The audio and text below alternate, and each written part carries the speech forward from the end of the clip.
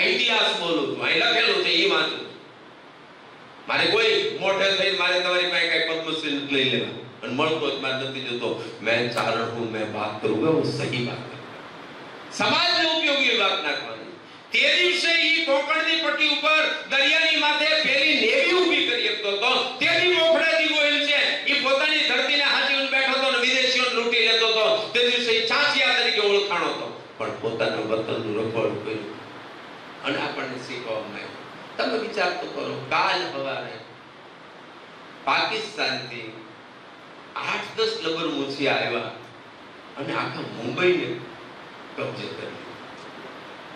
મને મારો એક મિત્ર કાલ મારી આ ચર્ચા કરતો હતો. મને કે વિશ્વાઈ પ્રતાપગઢમાં અફઝલ ખાનને ચીરી નાખ્યો તો એ વાત કેટલા અંશે સાચી? ઘણા શંકાઓ કરવાવાળા બહુ છે. કારણ કે એ બધા ઓલી પાઠશાળામાંથી આવે છે. અહીંયા એક મારે તો આપણે બધું ધરી દેવા. મેં કીધું ભલામણા અફઝલ ખાનની અને નાની નાની આગ્રાના કિલ્લામાંથી શિવાજી મહારાજ કેમ ભાગી ગયા તેથી જાજુ માણસ નહોતું. સઈદ ખાનને કઈ રીતે પાડી દીધો હતો ને કઈ રીતે ઝાટકો મારી 3 આંગળા કાપી નાખ્યા હતા, એની વાત ઇતિહાસ સાક્ષી પૂરે છે. હિસ્ટ્રી બોલે છે, ઓથેન્ટિક ઇતિહાસ બોલે છે. આ કોઈ વાર્તાઓ નથી, આ કોઈ લખેલી ફિલ્મ સ્ટોરીઓ નથી, આ ઓથેન્ટિક હિસ્ટ્રી બોલું છું. તો મને કે આવું થઈ કે 500 માણસને લઈ જઈ? મેં કીધું આ થઈ કે તો કેમ? મેં કીધું કાલ સવારે મારી તારી આંભળમાં ટેલિવિઝન ને મોબાઈલ આવી ગયા પછી પાકિસ્તાનથી 12 જણા કરી ગયા અને 24 કલાક સુધી આખા ભારતને બાનમાં લીધું હતું. ઈ 12 કરીએ કે તો મારા શિવાના 500 તો ગમે તે કરીએ કે ભલામણ ગમે તે. આ સંસ્કાર જ્યાંથી મળે છે શિવાજી મહારાજ. યુદ્ધ કરતા શીખવું પડશે. બેટા લાલા પડી જઈશ ને મુન્ના ભાગી જશે, બેટા તડકામાં બહાર પડતો ને ટોપી પહેરી લેજે, સ્લીપર પહેરી જશે, ક્યાં તારે મોકલવા થાય? આને તમે ધીંગાણે કેમ મોકલશો મને કહો તો? તારે બેટા લંચ બોક્સ લઈ દીધું છે, મિત્ર 2 રૂપિયા રોકડા રાખજો, વળતા આઈસ્ક્રીમ ખાતો આવજો. આ ખાતા નહીં કાંઈ. ઈ કરીએ કે જે ભૂખા હોય ગમે તે બગડી જેને ખાવા રોટલો ન મળ્યો હોય ઈ કરીએ કે ભલામણ. અને એ સંસ્કાર, એ લક્ષણ એટલે એ આપવાવાળા મહારાણા પ્રતાપ અને શિવાજી મહારાજ છે. મને કહેવા દો, એ શિવાજી મહારાજ એક એક ઠેકાણે જે રીતે આયલા છે, સાહેબ એની સાથે એના સાથેના માણસો કહેવાય. ઇતિહાસ નોંધે છે શિવાજી મહારાજ 1665 માં પુરંદરની સંધિ થાય. શિવાજીએ 23 કિલ્લા સમજૂતીના આધારે મુગલોને આપ્યા. કીધું કાઈ વાંધો નહીં, ચલો ચલો ચલો લે લો બેટા, ઉઠાવો ઉઠાવો. 23 આપ્યા, 23 કિલ્લા આપ્યા. એમાં 1 કિલો ગોંઠાણા હતો. ગોંઠાણાનો કિલો એક ઈ કિલો મુગલોને મળ્યો એટલે મુગલો એટલા રાજી થયા કે એક ગોંઠાણાના કિલ્લાને બક્ષિંદા બક્ષ એવું નામ રાખ્યું. ઉર્દુ ફારસી ભાષાનો ઉપયોગ કરી અને કીધું કે આ તો ઈ ગઢ છે. પણ સાહેબ કિલ્લેદાર ઉદયભાન રાઠોડ એની પાસે 5000 નું સૈન્ય અને શિવાજીએ નક્કી કર્યું કે આપ્યું તો છે પણ એમ આપી દે લઈને જતો રહ્યો તો શિવો શું કામ નો કહેવાય? સંધિઓ તોડો, સંધિને પાર પાડો, બાકી કિલ્લા ઘર ભેળા કરો. એ નક્કી કર્યું સાહેબ. અને એ નક્કી કરવા માટે થઈ અને પોતાનો અંગત મિત્ર સેનાપતિ તાનાજી, શિવાજીનો બાળપણનો મિત્ર, એનો સુબેદાર, એને કામ હોપાણું. તાનાજીના દીકરા રાયવાના લગ્ન છે, અહીંયા ઢોલના શરણે ભાગી ગયા. લગ્ન ટાણે સિવાય 2 માણસો મોકલ્યા છે. કીધું છે કે ગોંઠાણાનો કિલ્લો કબજે કરવો છે અને કયો એને જલ્દી તાનાજીને. અને તાનાજી માલુસુરે અટક લખેલી છે. તાનાજી માલુસુરે એ ગોંઠાણિયા છે મગરાઈબે એ 1000 માળવા સૈનિકો ભેળા લીધા હોય કે લગન રીતે વધાવી લેજો, દીકરાને પૈણાઈ આવજો, જાન જોડી આવજો, મીઠાઈઓ ખાઈ લેજો, બાકી મારે તો મારો શિવો કે ઈ માર્ગે જવાનું હોય. અને 1000 માળવાની હારે નીકળી ગયા. પણ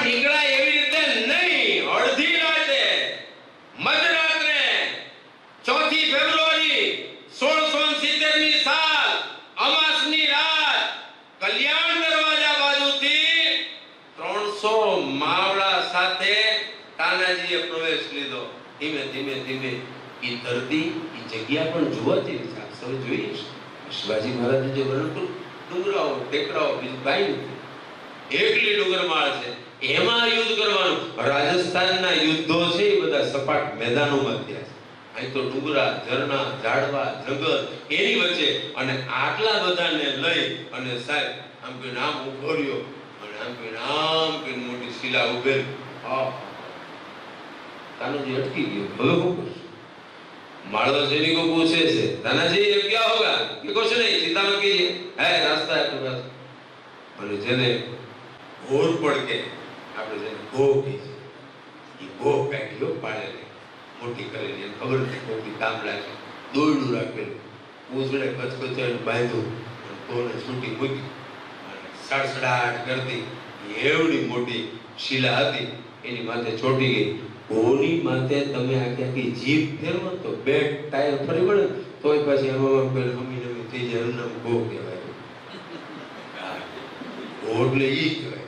અને ગો આમ કે નામ આગળ જાય પછી પાછા પડતા ન આવડે, એ ઠેઠ ઉપર પહોંચી ગયા પછી ઘોર પડશે એને આમ કે શિલા ચાલી લીધી. અને દાનસેને હુકમ કર્યો, હાલો હાલો, તાનાજી કહે છે બહુ બધા ચડી જાઓ. અને વારા ફરતી શિલા ઉપર ચડવા માંડાણા. ચડાઈ કરતા કરતા દોયડા ઉપર બધા ચડી ગયા. લડાઈ ઉપર ચડતા ત્યાં જે કિલ્લાની અંદર પહેરેદાર હતા એ જાગી ગયા. અને જાગતાની હારે જાગો જાગો જાગો, ચારે બાજુના ઢોલ નગારા વાગવા માંડ્યા કે દુશ્મનો કરી ગયા છે.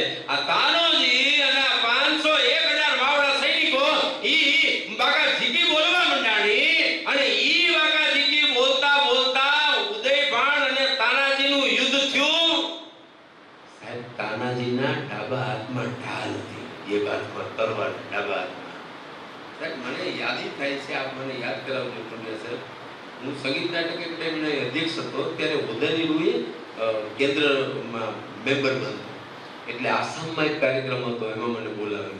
અને એમાં મેં એક છોકરાઓનું ફોક ડાન્સ, આપણે જેમ અહીંયા આપણું પોરબંદરનો જે મેર રાસ છે ને એવો રાસ, અને એમાં હાચા પ્રહાર થાય અને હાચી ઢાલ મૂકે, અને ઢાલની વખતે તલવારનો ઘા થાય ને સાહેબ, સ્ટેજ ઉપરથી તમને તીખારા દેખાય કે જો આ ઢાલ થઈ ગઈ હોય તો સામે વાળા માથું વાટી નાખે.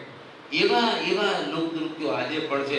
એવું થીગાણું થયું. પણ અહીંયા તાનાજીના હાથમાં એ ડાબા હાથમાં કે નામ ઢાલ, એટલે ઘા રોકતા જાય, પ્રહાર કરતા જાય. એ એક બેન ત્રણ, અને સામે કોઈ મર્દનો દીકરો હશે, કોઈ ઝાટકી ઘા કર્યો અને તાનાજીની ઢાલ તૂટી ગઈ.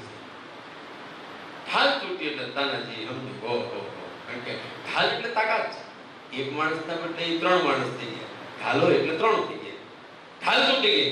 પણ એવા ટાઈમે ઇતિહાસ સાક્ષી પૂરે છે કે મોટી પથ્થરની શિલા હતી, 3-4 કિલો સપાટ હોય એવો પથ્થરો મળી ગયો. એ પોતે ડાબા હાથમાં રાખ્યો અને એની ઢાલ બનાવી. અને તાનોજી લડતા ગયા. ડાબા હાથ ઉપર શિલા વીંટાળી દીધી છે. અને ઉદયભણના સામેવાળાના ઘાથી તાનોજી વીરગતિ પામ્યા.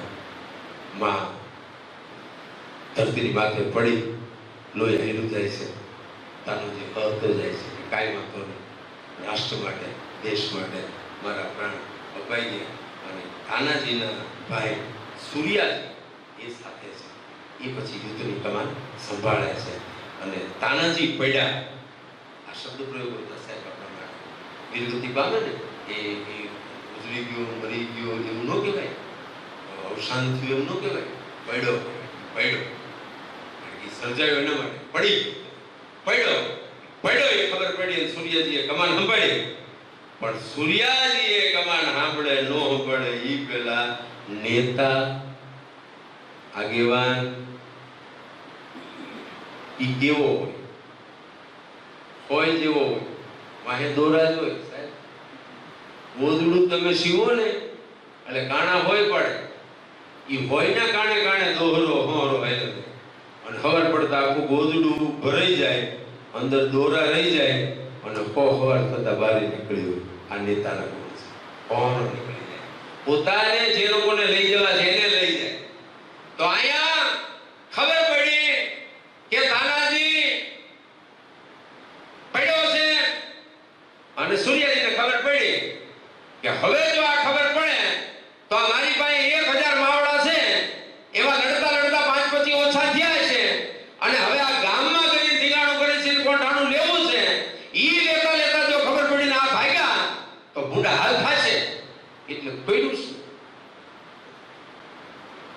બહુ વર્ષો પહેલા એક વાત સાંભળેલી, બહુ સરસ લાગેલી કે એક રાજા યુદ્ધ કરતો જાય છે, જેનો જીવન મંત્ર છે જીતવું, એ માત્ર જીતવું, और कुछ नहीं, जीतते जाओ, जीतते जाओ, जीतते जाओ। एक राज्य जीत्યું, બીજું રાજ્ય, ત્રીજું રાજ્ય, ચોથું રાજ્ય, એમ કરતા કરતા દરિયા કિનારે રાજાના પ્રધાનને પૂછે છે, પ્રધાન કે હા કે આગે बढ़ो, अरे કે महाराज હવે પાણી એક દરિયો આવ્યો કે नहीं आगे क्या है, तो इस दरिये में अगर चले जाओ, उड़िया वहां डाल दो तो सामने फिर धरती आती है, फिर डालो मगेगा ओढ़गा से બે ચાર મોટા મોટા વાણ, બે ચાર ઓળગા, ઈ કે ભરો તો કે ઈ કે આપણે તો એક જ કામ છે, ધરતી જીતવી, ધરતી દેખાય જીતી લ્યો, ધરતી દેખાય, એમ કરતા કરતા ઈ બે દી 5 દી 15 દી કાપતા કાપતા કાપતા પ્રદેશની એક અજાણી ધરતી ઉપર પહોંચ્યા। पूछे છે प्रधान કે हाँ ये देश, ये नाम का राजा, ये धरती, के ठीक है उतारो, माल सामान उतारो, शस्त्र सरंजाम उतरो, सैन्य उतरी गयो, राजा पोते उतरी गयो, બધું ઉતરી ગયો। પછી પ્રધાન આવીને પૂછે છે મહારાજ કે હા કે હુકમ કરો। मेरा हुक्म है, ये हुक्म, राजा कैसे मेरा हुक्म है, ये हुक्म कहिए કે જે વાણમાં આવ્યા છે એ વાણ હળગાવી નાખો, જે વાણમાં આવ્યા છે એ વાણ હળગાવી નાખો। પૂછે છે અરે મહારાજ જેમાં આવ્યા છે એને હળગાવી નખાય, એનું કારણ શું? મહારાજે બહુ સારો જવાબ દે છે કે હું એટલા માટે કહું છું કે આપણે વિદેશની ધરતી ઉપર આવ્યા છીએ, અહીંયા આખો દેશ છે, આપણે બહુ ઓછા માણસો છીએ, આપણે 200-300 લોકો છીએ, અને આ વાણમાં આવ્યા છીએ, અને અહીંયા જો ધીંગાણા ચાલુ કરશું અને ભી પડી તો વાણમાં કૂદી કૂદીને પાછા ભાગશું, એટલે પેલા વાહણ બાળી નાખો, હવે જીતીએ તો અહીંયા, હારીએ તો અહીંયા, હવે જીવીએ તો અહીંયા, અને હવે મરીએ તો અહીંયા। વર્ષો પહેલા મેં એક વાંચ્યું હતું, કાલ મને આ ઇતિહાસ વાંચતો હતો ત્યારે તાનાજીના ભાઈ સૂર્યાજી કમાન સંભાળે છે અને સૈન્યોને ખબર પડે છે કે તાનાજી પડી ગયા છે, હવે આપણું કામ નહીં, તાનાજી પડી જતો હોય તો આપણું તો શું લેવા, આપણું તો કામ જ ક્યાં નહીં, એમ કરીને ભાગે નહીં। એટલે ઓલી ઘોરપડને જે ચડાવી હતી અને દોયડા બાંધ્યા હતા ને, સૂર્યાજી કોઈને કાંઈ કીધા વિના પટારથી દોયડા કાપી નાખ્યા અને કહે છે કે હવે લડી લ્યો, જીવો તો અહીંયા, મરો તો અહીંયા, જીતો તો અહીંયા, અને હારો એમ કરતા કરતા હવે પાછા જવાનો આપણી પાસે કોઈ રસ્તો નથી, કાં કિલ્લો જીતો અને કાં મરો, એવું સૂર્યાજી કહે છે। અને યુદ્ધ થાય અને સવાર સુધીમાં 300 મુગલો મારી નાખ્યા। સામે લડવાવાળો જે ઉદયભાન હતો એને પણ માર્યો છે, અને કિલ્લો શિવાજી મહારાજના સ્વરાજમાં આવ્યો, કિલ્લો જીત્યા। શિવાજી રાજગઢથી સમાચાર સાંભળી અને દોડીને આવ્યા છે, તાનાજી પાસે બેસી ઉભડે પગે, શિવાની આંખમાં બધી ચળચળિયા નહોતા આવ્યા, પણ તેથી થોડાક ચળચળિયા આવ્યા, અને બધા કહે છે કે મહારાજ યુદ્ધમાં વીરગતિ પામવી એ તો દરેક યોદ્ધા માટે સહેલી વાત છે, પણ મજાની વાત તો એ છે કે આપણે ગઢ જીતવાનો હતો અને ગઢ જીતી ગયા છીએ। ત્યારે આ શિવાજી મહારાજ એટલું બોલ્યો હતો કે કોંઢાણાનો આ સિંહગઢ જીતા છે, પણ મારે મને એક જ દુઃખ છે કે ગઢ આયા પર સિંહ ગયા, મારો સિંહ જતો રહ્યો, ગઢ આવ્યો છે, અને એ કોંઢાણાનું નામ પછી એ ગઢનું નામ સિંહગઢ રાખવામાં આવ્યું, અને એ વિજય કરી અને પછી સુરક્ષિત પોતે પરત થયા છે।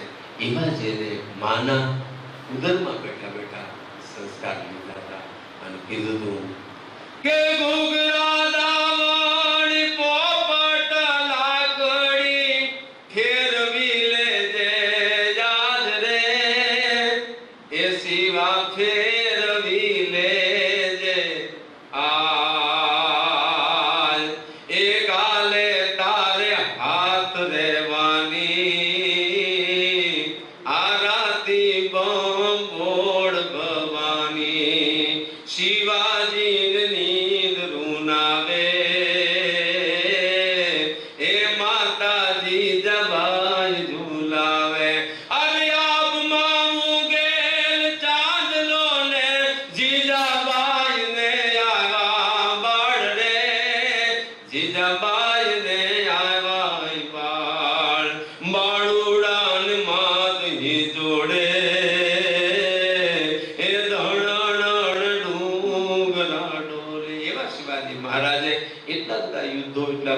સંઘર્ષ કર્યા. એમાં એક સરસ મજાનો 5 એપ્રિલ 1663 એક પાછી એ જ પ્રકારની ઘટના બને છે. ઔરંગઝેબે ત્રાસી ગયો છે. ઔરંગઝેબ પોતે વિચારે છે કે શિવાજીને ગમે તેમ કરી અને જીતવો પડે, શિવાજીને ગમે ત્યાંથી આપણે પકડવો પડે. એમ કરતા કરતા ઔરંગઝેબે 1660 પોતાનો મામો છે જેનું નામ છે શાઇસ્તા ખાન, શાઇસ્તા ખાન નામના પોતાના મામાને 1 લાખનું સૈન્ય લઈ અને દક્ષિણ બાજુ મોકલ્યો. જાઓ, 1 લાખ સૈનિકો લઈ જાઓ અને શિવાને પકડી લાવો. ખાન 1 લાખ સૈન્યો સાથે આવી અને પુનાનો કબજો કરે છે.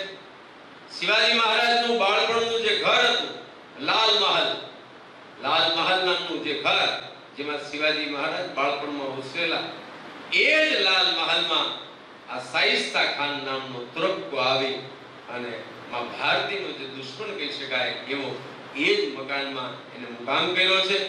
3 વર્ષ સુધી એને મરાઠા પ્રદેશને લૂંટ્યો. શિવાજી ત્યારે પન્હાલામાં પોતે ઘેરાયેલા હતા. એને હતું હવે કેમ નીકળવું. પછી શિવાજી મહારાજ એ હંમેશા કોઈ પણ જીત છે એ યોજના પૂર્વક જીતતા હતા. શિવાજી महाराज एक ही योद्धा ऐसा है, એને હર હંમેશ યોજનાઓ જ બનાવી છે અને એની યોજનાઓ પાકા પાયે જીતની જ હોય કે જીતવા સિવાય કાંઈ નહીં આવે એવી એક યોજના બનાવે. શિવાજીએ 400 ચુનંદા સૈનિકો પસંદ કર્યા. 400 સૈનિકોને બોલાવ્યા અને કીધું કે આ શાઇસ્તા ખાન છે, ઔરંગઝેબે મોકલેલો છે, 1 લાખ જેટલું સૈન્ય છે, આપણને ચારે બાજુ ઘેરી બેઠા છે, જંગલમાં આપણેના સૈનિકો આપણને શોધી રહ્યા છે. હવે ગમે તેમ કરી અને આમાંથી આપણે નીકળવું પડે અને આનો કાંટો કાઢવો પડે. એ 400 જણા માથે કફન બાંધી અને તૈયાર થયા અને કહે છે બીજું કાંઈ નહીં પણ આ પૂનાના કિલ્લામાં આપણે ગરવું કેમ? અને શિવાજી મહારાજ શીખવે છે કે એક કામ કરો, તમે આ 400 જણા છે એમાંથી મોટો ભાગ છે એ ગમે ત્યાંથી બેન્ડ વાજા વાળા બોલાવી લો. બેન્ડ વાજા વાળા બોલાવો, થોડાક સૈનિકમાંથી એકાદાને વરરાજો બનાવો, બેન્ડ વાજા વગાડી અને બાકીના બધા ભારતી બની જાઓ અને તમે કિલ્લામાં ઘૂસી જાઓ. અને સાહેબ બેન્ડ વાજા વાગ્યા. आज मेरे यार की शादी रे, शिवा की शादी. आज मेरे यार की રે એવી રીતે બેન્ડ વાજા વાળા અને પેલા સૈનિકો જોઈ ગયા કશ્યપના લગ્નને જાન આવી. એમ કરતા કરતા બધાય અને શહેરના બીજા જે ચોકીદારો હતા એ પણ મરાઠા હતા. એટલે આમ બહુ કઈ અજાણું ન પડ્યું હતું તો જાણીતું પોતાનું જ હતું, પોતાનું છીનવી લીધું હતું. એટલે અહીંયાથી અંદરના રસ્તેથી નીકળી ગયા અને લગભગ ચૈત્રવદ છઠ લખે છે. રમજાન મહિનો હતો, 5મી એપ્રિલ અને મધરાતે શિવાજી મહારાજ પોતાની સાથે ચુનંદા સૈનિકો રાખી અને જે કિલ્લો હતો એના પાછલા ભાગે દિવાલમાં કાણું પાડી અને પોતાની ભેળા 200 સૈનિકો લીધા. અહીંથી કરી જાવ, અહીંથી મને ખબર છે ઓળખ પડશે. એમ કરીને અડધી રાતે ઓલી જાન નાખી હતી અને પોતે લીધા 200 વેશ પલટો કરી અડધી રાતે ઈ ગામમાં ગયા એટલું નહીં પણ જ્યાં રહેતો હતો પોતે બાળપણમાં જ્યાં રહેવા હતા ઈ જ ઘરમાં ગયા અને ગરતાની હારે જેવા અંદર ગયા એટલે વેશ પલટા કર્યા હતા. કોક બાવા હતા, કોક જાદુગર હતા, કોક ભિખારી હતા, કોક વેપારી હતા, કોક અમીર હતા. ઈ બધુંય મૂકીને સિવાય આમ કરીને આમ તલવાર કાઢી ત્યાં કોક બેગમ મંડી રાડું પાડો, મર્યા કે મર્યા, ભાગજો ભાગજો ભાગજો, શિવો આવ્યો છે, શિવો આવ્યો છે, શિવાજી આવ્યો. અને એમ રાડા રાડી તો એની બેગમોન એના જેટલા માણસો હતા રાડું પાડો બેટા આ ઝાટકા દેવા મંડાણો. શિવાજી મહારાજ ઝાટકા મારે. ઝાટકા તો કેવા હશે ભલામણા. પોતે બાળપણમાં જે ઘરમાં હતો ત્યાં શાઇસ્તા ખાન રોકાણો અને શાઇસ્તા ખાન થડાક ઓથડાક થડાક ઓથડાક થડાક ઓથડાક એને એમ થયું હવે મોત આવી ગયું, હવે કાળ આવી ગયો, હવે નો જીવાય. ઈ આમ બેનામ જીવા બેનામ દોડવા ગયો અને આવી બારી હતી બાળી ગયો અને બારીએથી ઠેકવા ગયો પણ ઠેકતી વખતે આકે નામ જમણા હાથનો ટેકો લઈને બારી ઠેકવા ગયો અને શિવાજી મહારાજે ઘા કર્યો. શાઇસ્તાના જમણા હાથની 3 આંગળીઓ સિવાય અહીંયા કાપી દીધી. 3 આંગળીઓના બટકા ભેડા ગયા અને ખાનનો દીકરો અબુલ ફતલ નામનો દીકરો એ પણ આ દિગાણામાં 40 રક્ષકો સાથે એ બધા હતા. એ બધાને માર્યા અને પોતે પાછા ફર્યા. માત્ર 6 મરાઠા ગામમાં. કેટલા? 6. આટલા બધાને માર્યા, ઘરમાં જઈને માર્યા. આ ભગવાન રામની સ્ટ્રેટેજી હતી. આ કઈકઈની સ્ટ્રેટેજી હતી. કઈકઈને ખબર હતી ભગવાન રામ સૌથી વધારે વાલા કઈકઈને હતા. કૌશલ્યા કરતા પણ વધારે વાલા હતા. પણ કઈકઈ એટલે કેવી સ્ત્રી હતી કે જે દિવસે યુદ્ધના મેદાનમાં ભગવાન દશરથજી યુદ્ધ કરી રહ્યા હતા રામચંદ્રના પિતાજી, ત્યારે કઈકઈ ભેગા હતા. વિચાર તો કરો, યુદ્ધના મેદાનમાં પોતાના પતિની સાથે જતી સી નારી તત્વ કેવું હશે. અને ત્યારે રથના પૈડાનો ખીલો નીકળી ગયો અને રથ હલબલવા માંડ્યો અને દશરથે કીધું હા હા હા હવે શું કરીશું, હવે શું કરશું.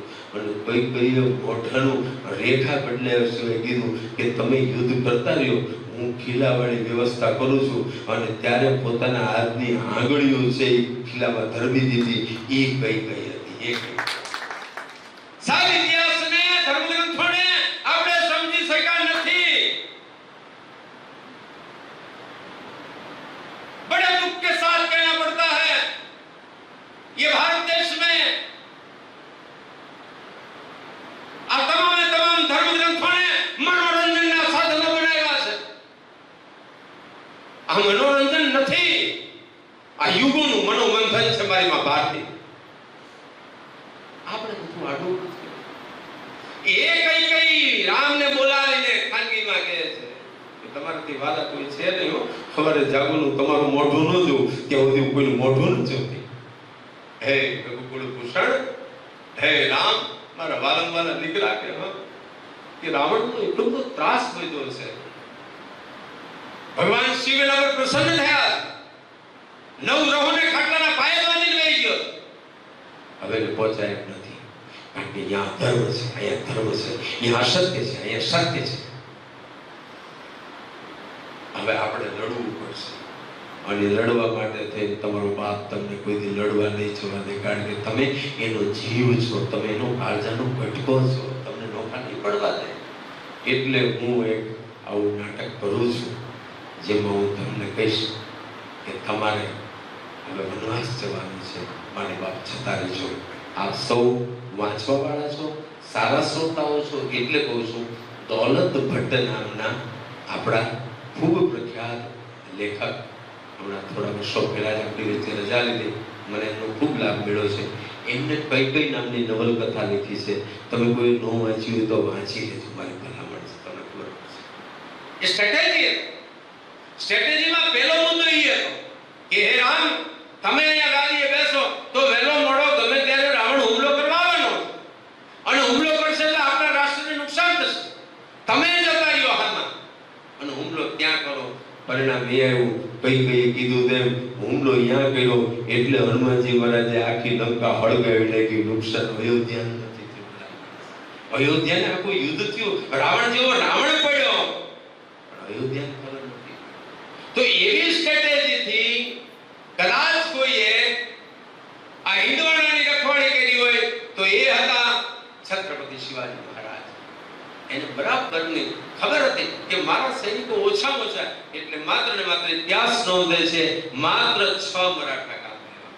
અને તમને બધાને આશ્ચર્ય લાગશે, આજના વિજ્ઞાનના યુગમાં, ટેકનોલોજીના યુગમાં કમાન્ડો કામ કરે એ કરતા પણ 3 વર્ષથી આ જે ખાન આપણને નડતો તોય સહેજતા ખાનને આખું ઓપરેશન શિવાજી મહારાજ અને એમની ટીમે ઓથેન્ટિક ઇતિહાસનું પુસ્તક નોંધે છે કે 6 મરાઠા કામ આવ્યા. અને આ સિંહગઢ છે એ આખું પાછું લીધું એને માત્ર 2 કલાક લાગ્યા.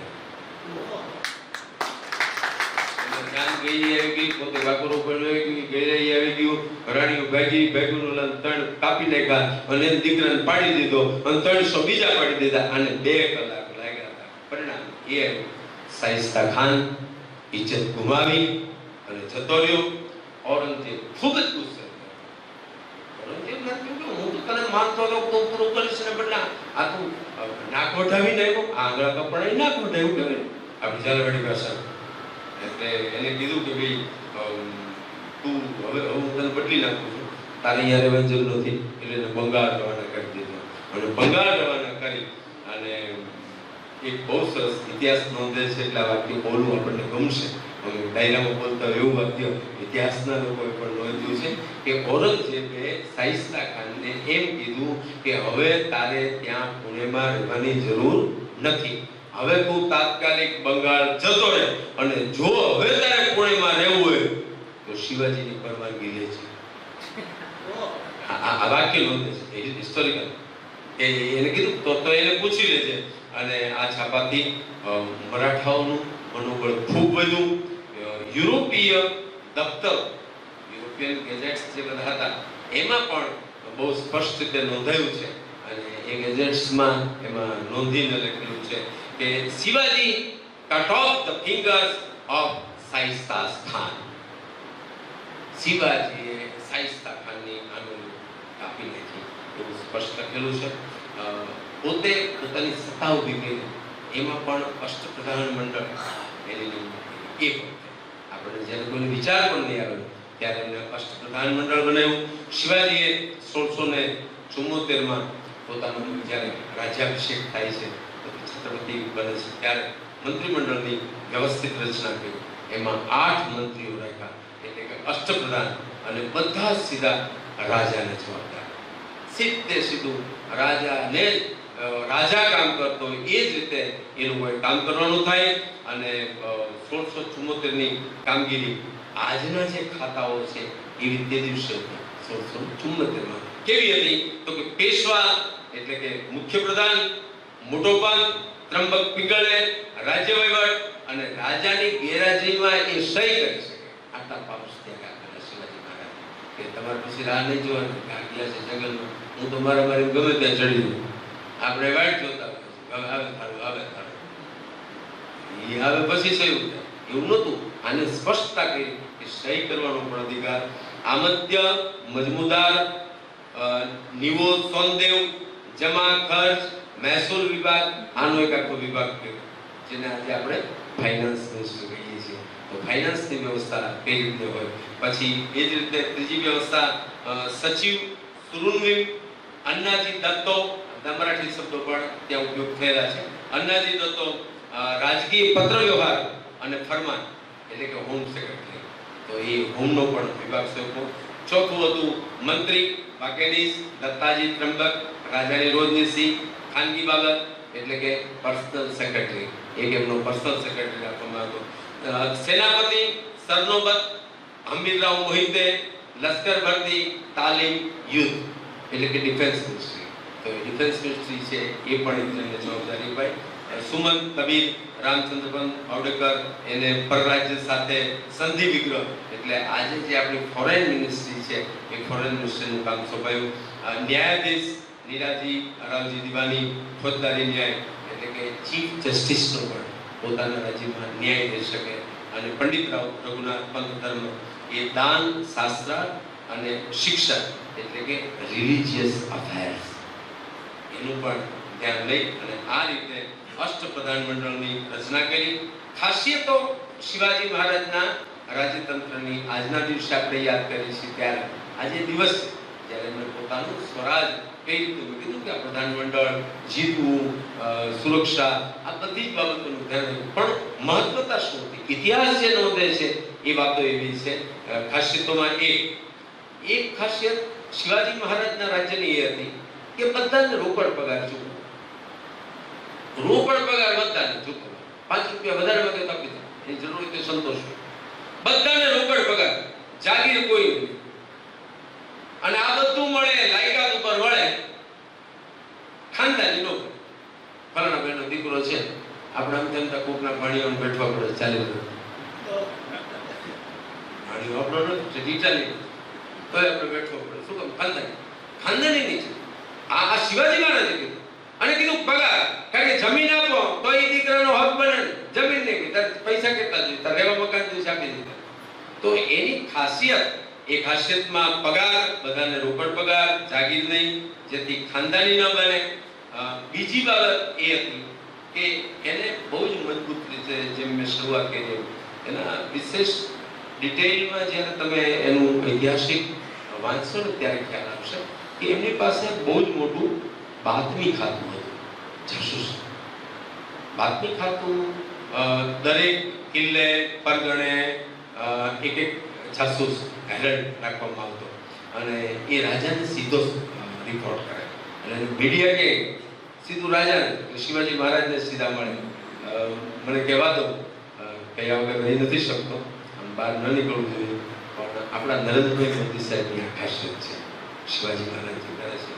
આજે સુરેન્દ્રનગરમાં શું ચાલી રહ્યું છે એ નરેન્દ્રભાઈ મોદી દેશના ભલે વડાપ્રધાન રહ્યા, પણ સુરેન્દ્રનગરમાં કયા માણસ સાથે કઢી ખીચડી ખાતા પછી વાત કરું તો આખા સુરેન્દ્રનગરની ખબર પડી જાય. એ નરેન્દ્રભાઈ હતું, એ શિવાજી મહારાજ. દરેક વાત સીધે વાત કરે. હા શેખરભાઈ, શું કરો છો ભાઈ? જવા ગયા નહીં વાત કરી. હા ભાઈ, શું ચાલે છે? ટુરિયાની કોલેજ કેમ ચાલે છે? એને બધી ખબર પડે. તો બીજી એક ખાતું એનું બાતમી ખાતું. ત્રીજું હતું મહેસૂલ. મહેસૂલમાં પણ એમને જમીનની માપણી કરાવી વખતે વીઘા દીઠ એમને આકાર પ્રમાણે એની ઉપર સરકારી હિસ્સો એટલે 40% રાજ્યનો હિસ્સો બનાવ્યો ખેતીમાં. હવે આ વાત અત્યારે કરો તો એટલા બધા આંદોલનો ચાલુ છે કે નવું આંદોલન શરૂ થાય. યોગેશભાઈ નવું ક્યાં કર્યું, પણ એ વખતે શિવાજી મહારાજ કીધું 40% છે એ તો રાજ્યને મળી જવું જોઈએ. અધિકારીને દેશમુખ આ બધું જ નિમણૂકથી થાય, વારસા જડે. કોઈ પણ બાબત અપાય એ નિમણૂકથી થાય, યોગ્યતા હોય એને મળે. એક રાજ એવું હતું, હું વાત કરું, એક રાજ એવું હતું કે ત્યાં ન્યાયાધીશને નિમણૂક કરવાની. હવે રાજા સાહેબને એ રાજમાં તકલીફ એવી કે પાર હવે ન્યાયાધીશ નક્કી કરવા ના થાય એટલે લગભગ બીજા રાજ્યોમાં સસ્પેન્ડ થયા હોય, ડિસમિસ થયા હોય, છૂટા થયા હોય એવા લોકો ત્યાં આવેલા. કારણ કે રાજ કઈ એવું મોટું સારું નહોતું, નોકરી માણસ જોઈને શહેરમાં એક જણાએ જાહેરાત કે એક વ્યક્તિ નોકરીએ રાખવાનો છે અને સ્પષ્ટ જાહેરાતમાં લખેલું કે પગાર એક પણ પૈસો આપવાનો નહીં આવે. અને તું જો કરે જાહેરાત તો આવી જાહેરાત આપી તોય એક જણો એ કે ભાઈ પગાર નતા, એ કે મેં વાંચ્યું ભલામણ મારે કરવી છે, તમે કામ કયો, મારે કામ કરવું છે. તો કે પણ જો પગાર, અરે કે મેં વાંચી લીધું, કોઈ સવાલ જ નથી, હું વગર પગારે નોકરી કરવા તૈયાર છું. પણ કે તો પછી મને કામ તો કયો, કામ શું કરવાનું? તો કે તારે કામ કાંઈ નહીં કરવાનું, 11:30 વાગે મારી સાયકલ લઈને નીકળવાનું અને અહીંથી અડધો કિલોમીટર દૂર અન્નક્ષેત્ર છે ને ત્યાં તારે ખાતાનું મારું ટિફિન ભરતું હતું. આને કોઈ પહોંચે તારે ખાતું આવવાનું, મારું ટિફિન ભરતું. આ મફત નોકરી. હવે અમારા ન્યાયાધીશો બધા ભેગા થયા, રાજા આવ્યા, ટોટલી ખુરશી મૂકી, રાજા બેઠા, બેહાડીને પછી પૂછે છે કે ભાઈ મારા બધા ન્યાયાધીશ માટે આવ્યા, ઇન્ટરવ્યુ લો, એક એક જણા ઉભો કર્યો, બોલો શું નામ? કે ફલાણા. કયું કામ? તો કાંઈ. શું નોકરી? શું અનુભવ? કે બરાબર તમારા આપણા રાજ્યમાં એક આવો કંઈક બનાવ બન્યો છે, તમે ન્યાયાધીશ છો, બોલો શું ન્યાય કરશો? એટલે ઓલો કે કાયદા પ્રમાણે આવી સજા થઈને આવો આમ થાય. બીજો ભાઈ બોલો આવું થયું છે, બીજો ઓલી વાત કરે કે બીજો ત્રીજો ઉભો ચોથાનો ઉભો કર્યો, ચોથો મારે એ કે આપણા રાજ્યમાં તમે ન્યાયાધીશ છો અને આવી ઘટના બની છે અને તમારે ન્યાય કરવાનો છે, તમે ન્યાયાધીશ છો, બોલો ન્યાય શું કરશો? એટલે ઓલો જે સાંભળતો હતો એ સીધો ત્યાંથી ઊભો થઈ અને રાજા પાસે આવી, બે હાથે નમન કરી અને કાનમાં પૂછ્યું મારે આપ જે કયો એ ન્યાય આપી દો. એ કે બાકીના બધા જવા બરાબર છે, બાકીના બધા જાવ. આ પદ્ધતિ નહોતી સાહેબ. આ હાસ્યાસ્પદ પદ્ધતિમાં આપણને લોકો અંગ્રેજોએ એવી સ્થિતિમાં આપણને આ દેશને આઝાદ કર્યો જેમાં લોકતંત્ર, લોકશાહી, આઝાદી એ રાષ્ટ્રના બહુ બધા નાગરિકોને ખબર નહોતી આ શું છે અને જાણતા દિવસે નહીં હતું કે આ બધું દલ્લો આપણે ખાઈ લેવાનું. લઈ લ્યો, આ રાજાઓ બધું મૂકીને જતા રહે તો પછી બધું આપણા બાપનું છે. અંગ્રેજો આમ જાય, રાજાઓ આમ જાય અને હોય આપણે કરશું. આ હાલત કે તમે વિચાર કરો, એટલા વર્ષો પહેલા શિવાજી મહારાજની આ પદ્ધતિ હતી. કે જમીન ખેતીની 40% આવક તમારે રાજ્યને સોંપી દેવી પડે અને આ બધી જ બાબતોમાં એવા જ માણસોને મૂકવા કે જેમાં કોઈ પણ નિમણૂક વારસાગત ન હોય, યોગ્યતા પ્રમાણેની નિમણૂક. ચોથું, બહુ જ ઓછા લોકોએ કરેલું એ આપણે સતત 2-3 વાર વાત કરી ચૂક્યા કે નૌકાદળ અલગ આખું પાયદળ મંડળ એનું આખું ખાતું ઊભું કર્યું, પછી 200 જેટલા લડાયક જહાજો એ વખતે તૈયાર કર્યા કે લડાઈ કરવાની થાય તો આપણે પાસે જહાજો પણ હોય. પાંચમું એક સરસ મજાનું કામ કર્યું, ભાષા રાજ્ય વ્યવહારનો કોષ બનાવ્યો. ફારસીમાં કારકુન શબ્દ ફારસીમાંથી આવે છે. એ કારકુનને બદલે એમણે લેખક શબ્દ પ્રયોગ કર્યો. કારકુન શબ્દ કાઢી લેખક શબ્દ. દફતર શબ્દ એ પણ એ રીતે એ ભાષામાંથી આવતો હતો. એ દફતરના બદલે એમણે કચેરી એવો શબ્દ આપણામાંથી આપ્યો. પરિણામ એ આવ્યું કે શિવાજી મહારાજે જે નિયમો બનાવ્યા હતા, જે પ્રકારનું શાસન ઊભું કર્યું હતું અને જે પ્રકારે કોઈ પણ પ્રકારના વર્ગ વિગ્રહ સિવાય, કોઈ પણ જ્ઞાતિ જાતિને જોયા સિવાય બધાનું હિત જળવાય એ પ્રકારે જે તંત્રની સ્થાપના એમણે કરી હતી, એ શિવાજી મહારાજ પછી 100 વર્ષ સુધી મરાઠા સામ્રાજ્ય અને એના કારણોસર વ્યવસ્થિત વહીવટ થતો હતો. એટલે ઇતિહાસ નોંધે છે કે અંગ્રેજોએ પણ 1818 માં પેશવાઈ ખતમ કર્યા પછી ઘણા બધા કાયદાઓ ચાલુ રાખ્યા. એને હતું કે આ કાયદાઓ સારા અને સાચા છે, દુશ્મનોને પણ વખાડવું પડે એ પ્રકારના આખા જે કાર્યો કહેવાય એ બધાના એ પ્રકારના શિવાજી મહારાજના કામ હતા. સાર ટૂંકમાં એટલો છે કે તાનાજી જેવા બલિદાનથી સિંહગઢ મળે, શાઇસ્તા ખાન જેવા ના સાહસથી મુઘલોની હવા કાઢી નાખી. એ શબ્દ છે, મુઘલોની હવા કાઢી નાખી. મુઘલો શિવાજીનું નામ પડે તો કે સામાન્ય નીકળે એવી હાલત કરી નાખી. અષ્ટપ્રધાન જેવા તંત્રથી સ્વરાજ્ય 170 વર્ષ ટેકવું. આ ત્રણેય ઘટના શિવાજીના શૂરવીર, નીતિજ્ઞ, પ્રશાસક એમ ત્રણેય સ્વરૂપ બતાવે છે. શિવાજી મહારાજના 3 સ્વરૂપ છે.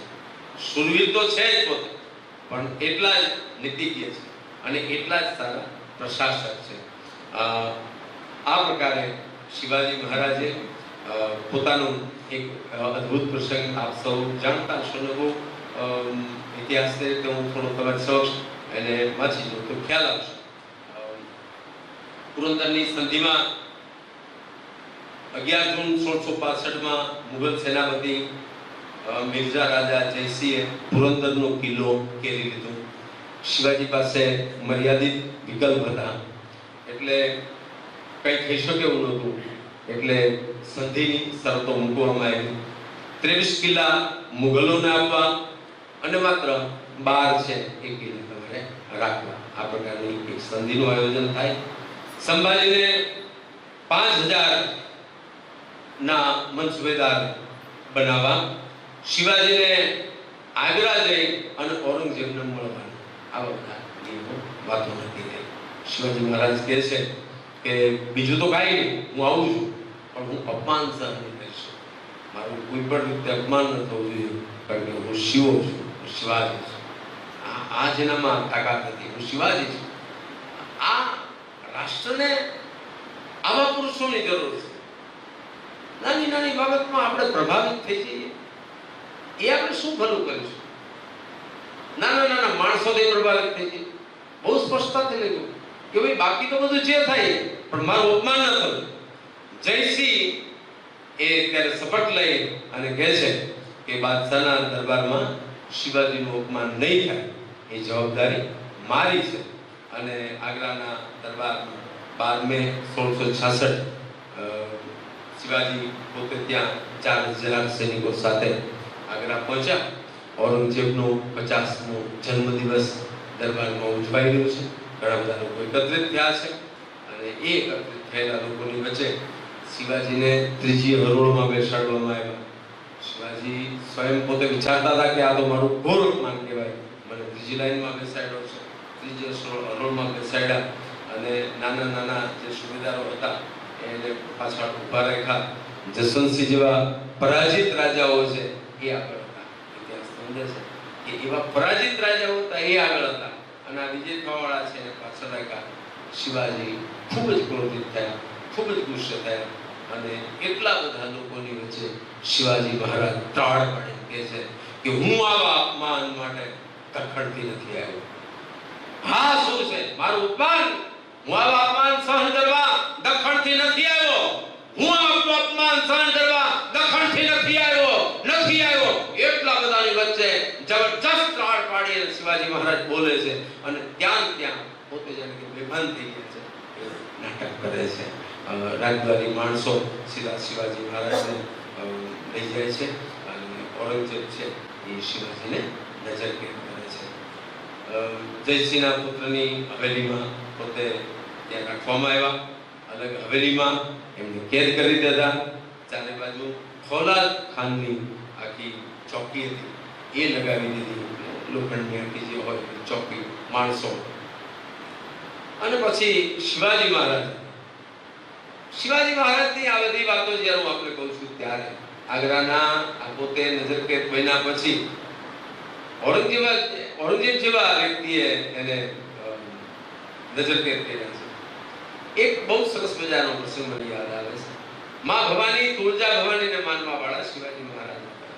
જીજાબાઈએ તેને સંસ્કાર આપેલા હતા, અને શિવા પોતાના પિતાશ્રી એના શાહજીના પરિવારના જે લક્ષણો એને મળ્યા, પણ એની સાથે એક પાત્ર છે એને યાદ ન કરો તો નગુણું કહેવાય.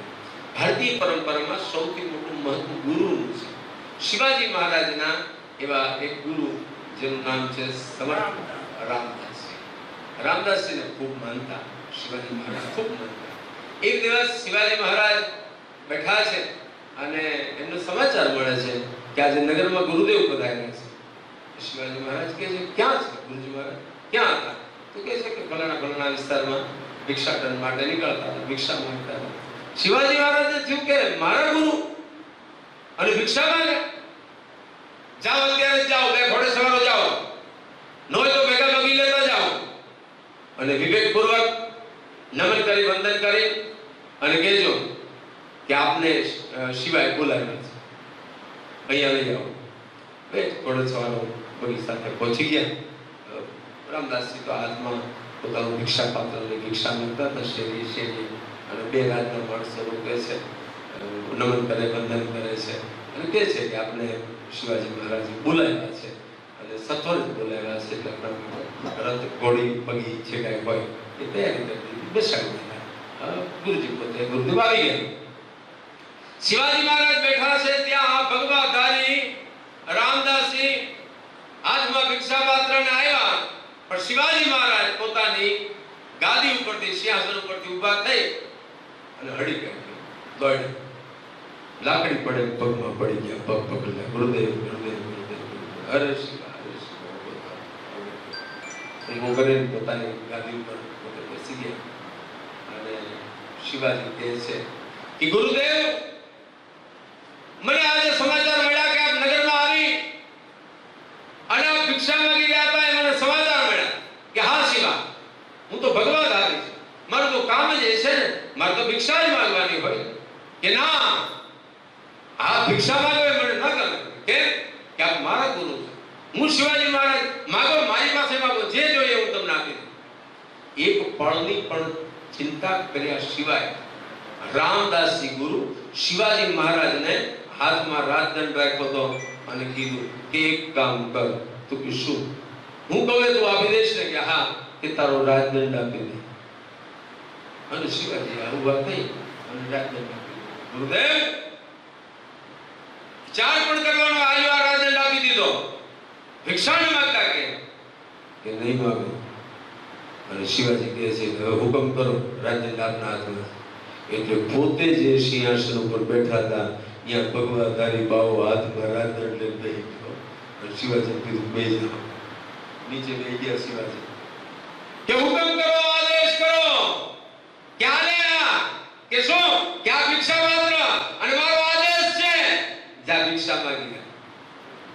અને શિવાજી મહારાજ હાથમાં ભિક્ષા પાત્ર, અહીંયા ભવાની ટીંગાઈ છે, કાતરા કાતરા મૂછુના, એની આંખો અને નીકળો શિવો. પણ ખડક યુવાન થવા માંડાણી, બાર યુવાન થવા માંડાણી, દુકાન યુવાન થવા માંડાણી, માણા ભાગવા માંડાણું કે આજ કઈ પરીક્ષા છે કઈ નક્કી ન કહેવાય. શિવાજી મહારાજ હાથમાં ભિક્ષા પાત્ર લઈ નીકળ્યા છે. આમાં કોની માની તાકાત છે કે આમ કરીને હાથ લાંબો કરી કહે? કારણ કે એમ હતું કે ભિક્ષા પાત્રમાં હાથ ગયો અને ઝાટકો મારી અને તલવારથી હાથ કાપી નાખે તો વાર કેટલી લાગે? પણ ભાગવા માંડ્યો.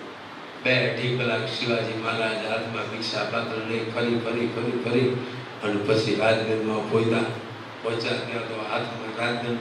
ગુરુદેવ નજર કરે છે. શિવાજી આવ્યા, નમન કર્યા, વંદન કર્યો, આદેશ કરો. મહારાજ આવી ગયો છું. કે આવી ગયો કે ભિક્ષા લાવ્યો? ના મહારાજ. કે કેમ? મહારાજ આખા ગામમાં ફર્યો, ભિક્ષા પાત્ર હાથમાં લઈને ફર્યો, ઉઘાડા પગે ફર્યો, પણ મને કોઈ ભિક્ષા નથી આપતું. ધ્યાન દઈને તત્વાર્થના સભ્યો સાંભળજો, ધ્યાન દઈને. કે શું? કે મને કોઈ ભિક્ષા નથી આપતું. ત્યારે ગુરુદેવે કીધું કે શિવા, ભિક્ષા માંગવી એ મારા ભાગમાં છે અને રાજ કરવું એ તારા ભાગમાં છે. કોઈની ઉતાવળ કરી ગુરુ માગે તોય ભલે, માં માગે તોય ભલે, પત્ની માગે તોય ભલે, દીકરા માગે તોય ભલે, કોઈની ભાવાવેશમાં આવી અને કોઈને રાજદંડ કે રાજ આપતો નહીં. ભલામણ આજ ભૂલ કરી એ શિવાજી મહારાજ જેને માએ પેટમાં પૂછ્યો તો તેની સમજાયું અને પછી મોટા થયા પછી રામદાસજી જેવા ગુરુએ સમજાયું કે આ નો કરતો. આગ્રામાંથી છટક બેહોશ છે. પણ બેહોશીમાંથી ભાનમાં આવ્યા પછી ઔરંગઝેબના માણસોની કહે છે કે વૈદોને હકીમોને બોલાવ્યા. શિવાજીની નાયડું તપાસી. વૈદોએ કીધું કે કંઈક તકલીફ તો મોટી છે. શિવાજી મહારાજે જાહેર કર્યું કે જો હાજો થઈ જઈશ ને જો બચી જઈશ તો મોટા મોટા કરંડિયા ભરી અને બાવા સાધુને ફકીરને હું ફળ ને ફ્રૂટ ને બધાને ખવડાવીશ, પીવડાવીશ ને મજા કરાવીશ. અને રાજવાળાને ખબર પડી એનો કેદ કરેલો નજર કે એમ તો કરવું જ પડે, એટલું તો થાય. એટલે મોટા મોટા કરંડિયા રોજ ચાલુ થયા કે આજ એક કામ કરો. તો કે શું? તો કે આજે વાદીપુરામાં 2 બાપુ છે એની પહોંચાડો, આજ દાળમીલભાઈ પહોંચાડો, આજે જંકશનભાઈ પહોંચાડો. એમ કરીને હાલતું થયું. શિવાજી ઉતરેલા માણસોને સમજાવી દીધું. અને પછી કહેવાય છે કે કોઈ ખબર ન પડે એ મીઠાઈના મોટા મોટા 2 ઓલા પેકેટ આવેલા, એમાં એકમાં ઈ અને એકમાં તાનાજી બેસી ગયા અને આગ્રામાંથી નીકળી ગયા. આ હતો આપણો શિવાજી. હાથ આવે ત્યારે સૈયદા ખાનની તલવારથી આંગળીઓ કાપી નાખે. અહીંયા મહારાષ્ટ્રથી સીધો બંગાળ મોકલી દે. પછી ઔરંગઝેબનો મામો હોય તોય ભલે. એ શિવાજી મહારાજ યુક્તિપૂર્વક બીમારીનું નાટક કરી અને પોતે નીકળીને પોતે નીકળી ગયા. પછી એ મીઠાઈના પટારામાંથી આખી પોતાની યોજના બનાવી અને છટકી ગયો ઈ શિવાજી મહારાજ.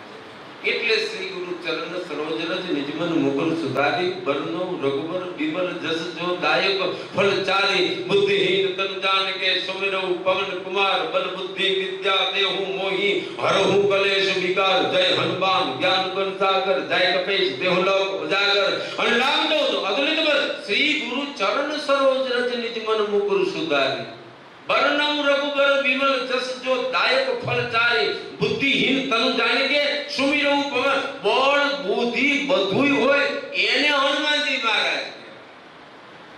સૌનો આપણો સૌથી મોટો આદર્શ કોઈ દેવ હોય તો એ હનુમાનજી મહારાજ છે. લંકા તો વિચાર કરો આખી હળગાવી, પણ અશોક વાટિકામાં કઈ થવાનું જ નથી. કારણ કે મારી માં બેઠી છે.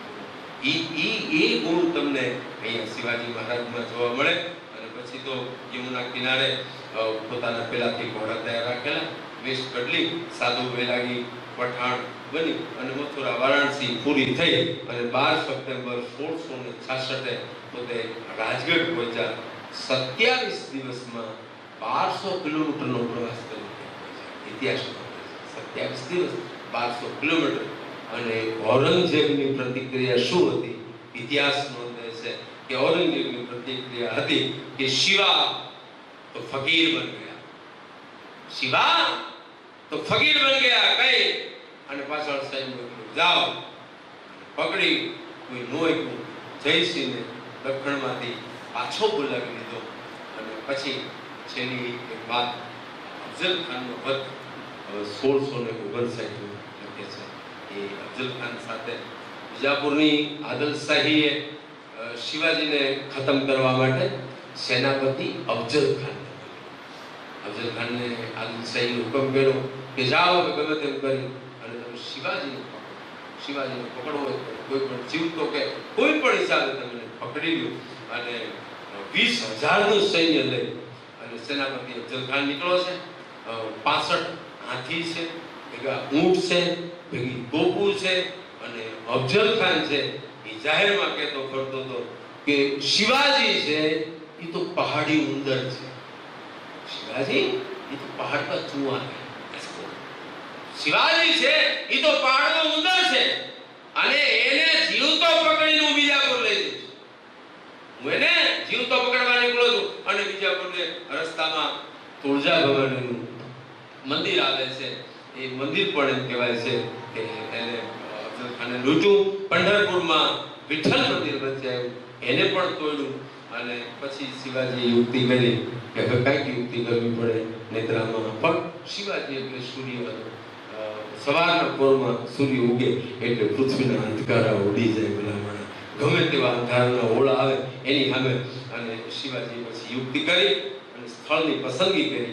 શિવાજી પ્રતાપગઢ કિલ્લામાં જો મેદાનમાં લડવા જાય તો આવડું મોટું સૈન્ય એટલે સ્વાભાવિક છે કે કોઈ હિસાબે જીતી શકાય નહીં, હાર નિશ્ચિત છે. એટલે શિવાજી મહારાજે ખાનને સંદેશ મોકલ્યો અને સંદેશમાં કીધું કે હે અફઝલ ખાન, તું આવડું મોટું સૈન્ય લઈને આવે છે, તને મોકલો છે મને પકડવા માટે. હું તારું આવડું મોટું સૈન્ય જોઈ અને હું ડરી ગયો છું. હું તને મળવા તૈયાર છું, પણ મળવા માટે હું તને આવું ત્યારે આટલા બધા સૈન્યથી હું બીવું છું એટલું તને મળી નથી શકું. એટલે થોડા માણસો લઈ અને પ્રતાપગઢની તળેટીમાં પહોંચી તો આપણે ભાઈ મળી વિશે પહોંચ્યો. અહીંયા તૈયારી કરી નાખી. અને કે શિવાજી ડરી ગયો છે, બી ગયો છે અને આપણને આવી રીતે બોલાવે છે. થોડા સૈન્ય સાથે લીધા. શિવાજીએ તૈયારી કરી નાખી કે મને મળવા માટે આવે છે તો મારે શું કરવું, દુશ્મન તો છે જ. શિવાજીએ ચામડામાંથી બનાવેલું બખ્તર એ બખ્તર પહેર્યું અને અંદર શિલખત એટલે બખ્તરની નીચે એવો ભાગ કે તમને તલવાર, ભાલો કે કોઈ પણ પ્રહાર કરવા હોય તો શિલખતથી તમે બચી શકો. અને પોતાના હાથમાં દસે હાથમાં વાઘનખ હતા, એ વાઘનખ કરી. અને પછી વાઘનખની સાથે બિછવા એટલે તમે દાહોદ તરફના આદિવાસી વિસ્તારમાં જાઓ તો એ લોકો એક પડું પહેરે છે. મને જસવંતસિંહ ભાગવત ગયેલો ત્યારે મને ભેટમાં પડું તમે લઈ જાઓ. ખૂબ વજનદાર, લગભગ 250-300 ગ્રામ 400 ગ્રામ ચાંદી જેવો માણસ એવું. અને એ કડાના જે બે છેડા હોય એની માથે આમ 4 કાંટા. એટલે મને એમને સમજાવેલું કે આ શું છે એ આપણે ખબર છે. એટલે મેં કીધું શોભા માટે હશે કે શણગાર માટે કરું? તો કે ના, શણગાર શોભા આ રક્ષણ માટે. રક્ષણ કઈ રીતે? તો કે એક વાત તો એવી છે કે તમને કોઈ લૂંટવા આવ્યું અને તમે આ કળાનો ઉપયોગ કરીને એના માથે જો હરખા 5 ઘા કરો અને માણસ મરી જાય તો કોર્ટમાં જે હથિયાર કહેવાય છે હથિયારમાં ન આવે કે મારું હાથના કરવું પડવું હોય કોઈનું મળી એટલે વચવાની એક શક્યતા. બીજી શક્યતા એમને એવું કીધું કે ભાઈ કોઈ પણ જનાવર તમને મળી જાય, દીપડો કે એવું, અને તમારે પેલું થઈ જાય તોય તમે એના મોઢામાં નાખો તેનાથી કંઈ ન થાય. અને એના જે આતા છે એ તમે મારો તો છરી કરતા પણ વધારે ખાય. તો એવા બીછવા 10 તો પોતાના નખ તો છે જ વાગે, પણ એવા બીજા બીછવા પડે નહીં. શિવાજી મહારાજે પહેરી લીધા તૈયાર કરી લીધી અને પસંદ કરેલા અંગરક્ષકો સાથે લીધા. કીધું કે મારા અંગરક્ષકો એના જેમ આવે આના પણ એમાં જીવા મહાલા, સંભાજી કાવજી, આ બે જે એના અંગત હતા એને જાડીમાં છુપાઈ નાખ્યા. જાડીમાં છુપાઈ જાય, કંઈ પણ માથાકૂટ લાગે એટલે તમે કૂદી પડો. મુલાકાતનો સમય ગોઠાણો છે. સામિયાનામાં મોટો સામિયાનો બંધો છે, એમાં તળેટીમાં આવી અને બંને પક્ષો સામસામા ઉભા રહ્યા. બંનેના 10-10 માણસો ઉભા રહ્યા. અફઝલ ખાન એકદમ ઊંચો પહેલવાન, એની સામે શિવાજી થોડાક ઇતિહાસ એવું નોંધે છે કે નાના નાજુક, ઇતિહાસ ઠીંગણા શબ્દ પ્રયોગ કરે છે, પણ ચારણ તરીકે મારો શિવાજીનો ઠીંગણા ન કરી શકું. ઇતિહાસ ભલે કહેતો હોય પણ એ નીચા પણ નાજુક. એટલે ક્રિકેટના મેદાનમાં વેસ્ટ ઇન્ડિઝની ટીમ હોય અને નાનો દેખાતો સુનિલ ગાવસ્કર જેમ 200 રન મારે, એવો મારો સુનિલ ગાવસ્કર જેવો આ ખેલાડી એ નીચે ઉતરો. અફઝલ ખાન સામે આવે છે અને સામે આવતાની સાથે દગો થાય છે. અફઝલ ખાન એમને ગળે મળવા માટે ડાબા હાથે શિવાજીની ગરદન દબાવી અને જમણા હાથે પોતાની કટાર કાઢી અને શિવાજીને કટારથી પ્રહાર કરે. કટારનો પ્રહાર કર્યો, પણ મિલખતને કારણે એમને જે પેલું ચિલખત મિલખત જે કહીએ છીએ એ જે પહેર્યું હતું એના લીધે પ્રહારથી એમને ઘા ન થયો. એનો જવાબી હુમલો શિવાજી કરે છે.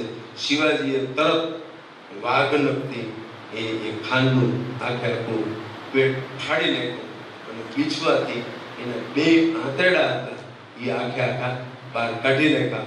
અફઝલ ખાનનો વધ થયો. અફઝલ ખાનનો આ વધ થયો ત્યારે એનો માણસ જે હતો એ પણ એમને બચાવવા માટે કોશિશ કરે છે, બચાવી લે છે. બીજા લોકો એના ઉપર પ્રહાર નથી કરી શકતા. આવા અફઝલ ખાનને કે જેની સાથે આટલું મોટું સૈન્ય એને કોઈ હરાવી ન શકે, એના બદલે એને પોતે એકલો બોલાવી અને એનો જેમ રાવણના 10 માથા વાટી લીધા, એ ઘટના એ શિવાજી મહારાજમાં બને છે.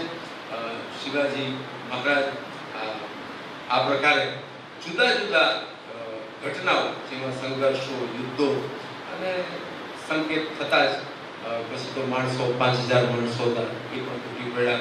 3 કલાકમાં આખા બીજાપુરી સૈન્યનો કચ્ચરઘાણ વાળી દીધો. 3000 લોકો માર્યા. ઇતિહાસમાં 3000 લોકો, 5000 લોકોને કેદ કર્યા, 65 હાથી, 4000 ઘોડા અને આખો ખજાનો લઈ અને પોતાને સ્વરાજ્ય કર્યું. વિચાર કરો, બધું જ એનું બધું લઈ લીધું, મારી કાઢી મૂકે બાકીનું બધું લઈ લીધું, પોતાના સ્વરાજમાં લઈ લીધું. પરિણામે ઘટના એ બની કે દક્ષિણમાં શિવાજીનું નામ ગુંજવા લાગ્યું. જય ભવાની, જય ભવાની, શિવાજી મહારાજ કી, શિવાજી મહારાજ કી. આમ કરતા કરતા અફઝલ ખાનના મૃત્યુ પછી આદલશાહીની આખી દક્ષિણમાં કમર તૂટી ગઈ. પ્રતાપગઢની લડાઈ ગેરીલા યુદ્ધનો પાઠ બની શાઇસ્તા ખાનને હરાવ્યો. આમ કરતા કરતા શિવાજી મહારાજ છે એ પોતે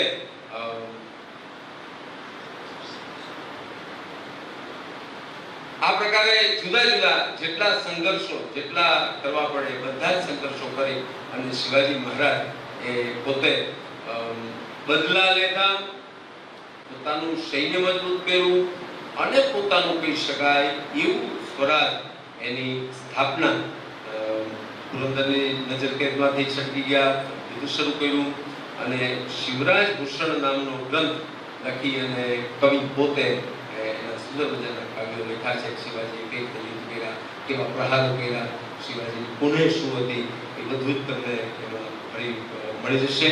અને લગભગ 6 જૂન 1674 છત્રપતિ પદ શિવાજી મહારાજ ધારણ કરે છે. એટલે ત્યારથી એ છત્રપતિ ભારત દેશનો ઇતિહાસ મને ધ્યાનમાં છે ત્યાં સુધી હજી કોઈ એક શિવાલયમાં બેસવા વાળો શિવ હોય તો એની માથે છત્ર હોય અને બીજો કોઈ છત્રપતિ હોય તો એ શિવાજી મહારાજ શિવાજી મહારાજ જેને પોતે છત્રપતિનું પદ ધારણ કર્યું, રાયગઢમાં કિલ્લો સ્થાપ્યો અને હિન્દી સ્વરાજની સ્થાપના કરી. એવા હિન્દી સ્વરાજની સ્થાપના કરવાવાળા શિવાજી મહારાજને મારા લાખ લાખ વંદન. એ ચેતનાને મારા ખૂબ ખૂબ નમન. અને એ ચેતનાને પ્રાર્થના કરી હું એ કહીશ કે આ ભારત દેશ છે, આ આદિલપ્ત ભારત છે. આ ભારત દેશ એ સનાતનનો ધર્મ છે. અહીંયા ગંગા જમુના જેવી અનેક પવિત્ર નદીઓ વહે છે. અહીંયા 12 જ્યોતિર્લિંગ છે, 4 ધામ છે. એવા ધામમાં હે શિવા, તારી ચેતનાથી અમારી માતા દીકરીઓ રહી એની કુખે વળી પાછા શિવાજી જન્મે એવો હું એને અહીંથી ચારણ તરીકે આવકાર કરી અને મારી વાતને અહીંયા પૂરી કરું છું કે આબમાં ગેલ ચાંદલો ને જીજાબાઈ ને આવા બાળ રે, જીજાબાઈ ને આવા બાળ. એ બાળુડા ને માત ઈ જોડે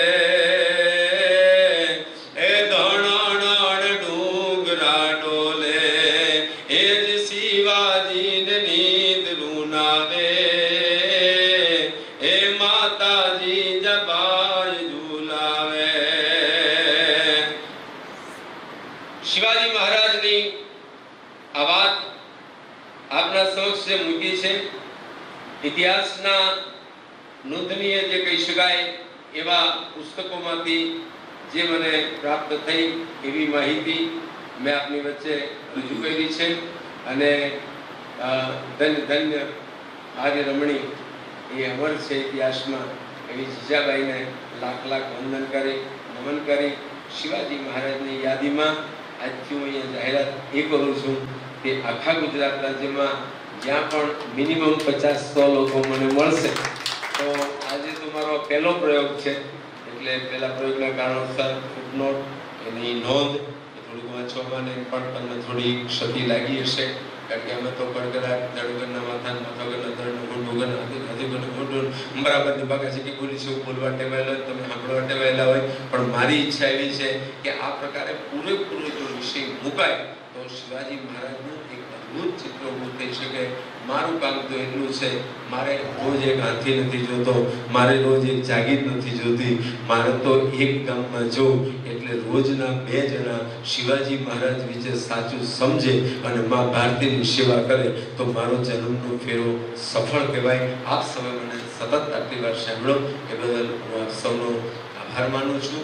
અને ફરી મોદિયા સાહેબનો અને આપના તત્વાર્થનો આભાર માનું છું કે મને અહીંયા તક આપી.